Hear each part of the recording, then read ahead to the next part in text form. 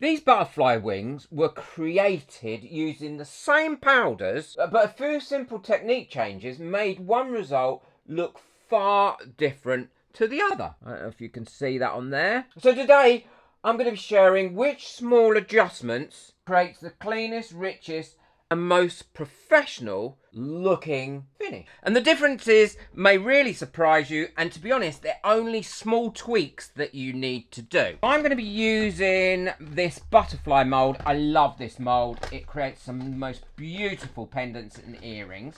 I'm going to get all my Chameleon flakes out, and they all come with brushes. Now, I much prefer a brush to apply Chameleon flakes with, as I think it does a better job. But even though the Chameleon powders come with a brush, and you can apply them with a brush, I prefer these little makeup sponges, and I will link them in the description below. I think you buy like 200 for next to nothing, and they wash out really well. I'm more accurate with them, and I don't get as much flying around either. Now these brushes, once you've used Chameleon flakes on them, they'll brush out really easy. I'm naughty. I always lift up my leg like this and brush them out on my jeans. But these are my working jeans, so I don't mind.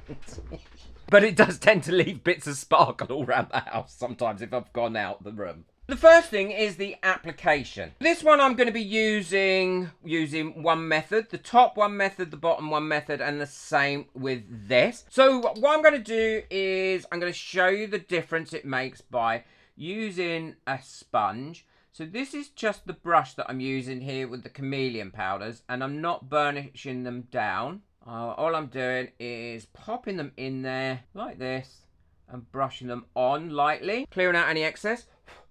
I'm going to use a few colours as well so you can see the difference. Again, I'm not burnishing. I'm just popping it on, which is what a lot of people do. And I'm going to put a background colour on there as well. So now I've got those on there, I can just leave them like that. Again, no burnishing. I've written no burnishing on the back of this one. And the same applies for your Chameleon flakes. Now this, again, I do always apply with a brush. So I dab those on, which is what a lot of people do. And then I'll go in with my background colour as well. I'll put those to one side, ready for pouring my resin. Now you do need to use a epoxy resin when you're trying to pick powders up from a silicone mould. A UV resin just doesn't do it. So this time I'm going to burnish my colours. Now I'm not looking too much for neatness on here. Just really want to show you the difference that it makes. And when I talk about burnishing, it's such an easy trick. And there's a couple of more tricks coming up as well after this. I dip my sponge in there, tap off any excess, and then I rub it, not too firmly so you're going to damage the mould, but I rub it onto where I want it to go. And once it's rubbed on, it kind of lines up all the sparkle of it, and you get such a nicer result. So once I've got that all on, I will then go over it again, rubbing that, making sure I've got everywhere. Then I'll go in my pot again, tap off any excess, and these powders last such a long time. And then I will quickly go over them one more time, again, burnishing everywhere, or rubbing it in everywhere. And then you can burnish with a brush, not a problem. Once you've got your details on, I just feel you get more control with it. If you want a background, then you can use your brush to put your background in around everywhere. Go over everything and then use that to brush over it several times and burnish that down. And the reason I'm doing the two at a time is because there's another technique that really works well when you're putting your resin in. I'm going to show you that as well. And now the same with the Chameleon powders. So hold your pot in your hand like that and then go over several times and burnish these flakes onto your mould. Now I have got a video showing you how to get really neat edges using this, using Chameleon flakes and Chameleon powders.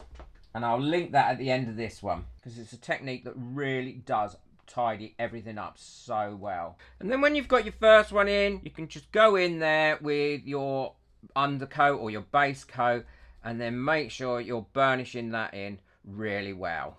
Look how pretty that looks already. So now we've got burnished and unburnished. So next thing I want to show you is when you're using a large mould. This is quite a large mould and I want to have Chameleon flakes on the inside here, and then Chameleon powders on the outside. Now I don't want these Chameleon powders to get into my bit where I want the Chameleon flakes. So all I'm doing is pop in a bit of tissue paper around here like that to prevent contamination. And then I'll take a bit of sticky tape and stick that on there to itself as well, so I don't have to keep worrying about losing it. This bit and this bit I'm going to do with Chameleon flakes. So I'll get my brush, get my Chameleon flakes. Let's move that out of the way so I don't mess that up. And now I'm going to brush this on here. You could use a bigger brush, to be honest. I'm going to use a bigger brush. And these are just cheap makeup brushes I'm using here. And again, burnishing it all down. Look how pretty that is once it's burnished. And that's not so pretty when it's not. Because I want to show you something on this about when you turn it back into the right way, how you prevent one contaminating the other. Now I do believe these are on promotion at the moment, so check it out. If they are, I'll link that in the description below as well, both the Chameleon flakes and the Chameleon powders. So now that's done, what I'm going to do is take my bit of paper off. Now I don't want a solid line going around the pot, so I'm going to take a little bit of this Chameleon flakes and just rub that on, so there's more of a nicer transition between the two and not a solid line. Yeah, that looks good. Cover that up. Oh, look how much mess I've made. And now I'm going to get the blue Chameleon powder, and I'm going to put this on with the brush as well because it's such a large area. And again, I'm going to burnish that all the way around and into that line there because I don't want it to have that set hard line. Oh, that's beautiful, isn't it? So that's all nicely burnished now. And before I turn that inside out or back the right way, I'm just going to get another bit of tissue paper like this and wrap that round there. So if it does ping against it as it's going inside out, it isn't going to contaminate or knock some off. And pop that in there like that, and then I can pull that out, and then I've got a lovely coated covered mould. Burnishing may seem like a small extra step, but this could dramatically affect how smooth, reflected and professional the finish is going to become. So it's very much well worth doing. And you'll see the final reveal will show you whether it's worth doing or not, or whether you think it's worth doing or not. Now the other thing is the resin. Now for this top row on both of these, all I'm going to do is add a clear resin, a clear epoxy resin. I do like the way that the clear epoxy resin sometimes leave it, but I prefer it using a little additive as well, and I think the little additive really does make it stand out more. So I'm going to go along and I'm going to fill up all these top ones with the clear resin. So the next little trick is to give it a more of a solid base is I add a colour to it. Now I add an opaque colour.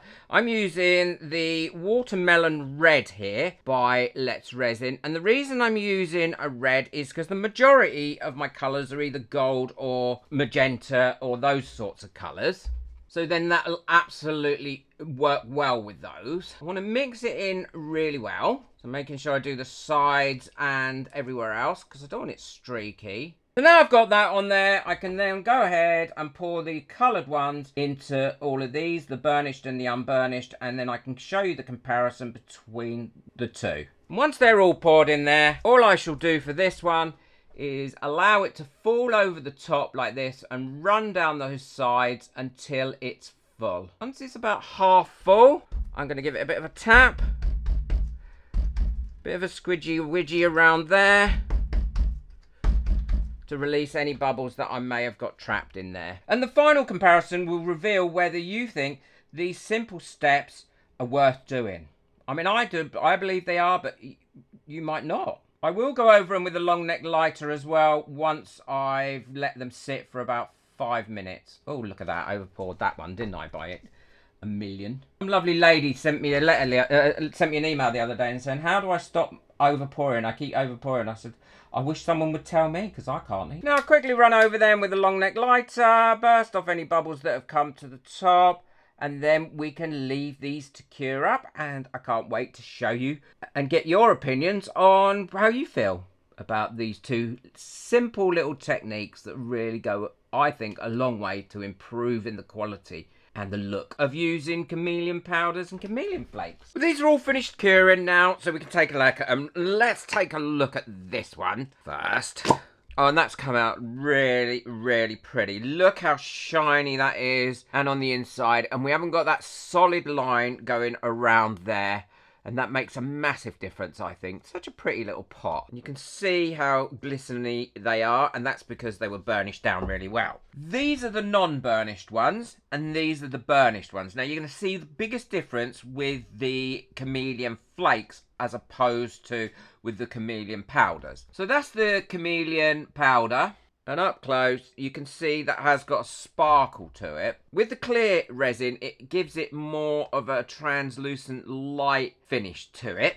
But with the darker colour behind it, I think it makes those colours pop just that little bit more. See, look, you get the translucence going through it. This is sparkly. But this is the one without the burnishing of the flakes, and you get that disjointed, flaky look to it, which can be quite pretty in some areas, and again, without the backing on it. But you'll really notice the difference once I show you it with the burnishing on it. And again, there we go, without burnishing it down, but with the colour on the back. Gives it more of a solid look. So now let's go to the ones where we've burnished it. So this is the burnished look on the translucent, and look how pretty that is. So pretty. Much more neater and more of a solid sparkle, I think. So let's have a look at the same one where we've put a backing to it. Again, looks really pretty, but it's got that solid finish to it. A little bit of the burnish down without a backing on it of the Chameleon Flakes, and there's the difference. You can see the difference. I much prefer it with the solid background. It gives a really nice effect. So the clear resin creates a more of a shimmery effect to it, where the coloured resin gives it that more solid feel. What happens after demoulding may completely change which technique stands out for you and which one you want to use. I do like both techniques. The one I go for the most is the one with the solid colour on, and I do prefer the burnishing of it as well. So this final reveal clearly shows whether these simple adjustments are worth it, and I believe that they are worth it. I mean, if we look at the ones where we've not burnished against the ones that we have burnished, even with a backing or not, you really can see the difference. Burnished, burnished, not burnished. This just goes to show how a simple but powerful technique choice that you make can be, and the difference it can have. Burnishing creates a cleaner finish, while resin colour choice can dramatically affect depth, richness, and whether the final jewellery looks premium or not. But did you know that using the wrong pigments or powders in resin can completely ruin your final finish? If you didn't, then check out this next video that's coming up now. See how to choose the right pigments for the best possible results. Move the like button, hit the subscribe button, but most of all, enjoy your resin. Take care. Bye.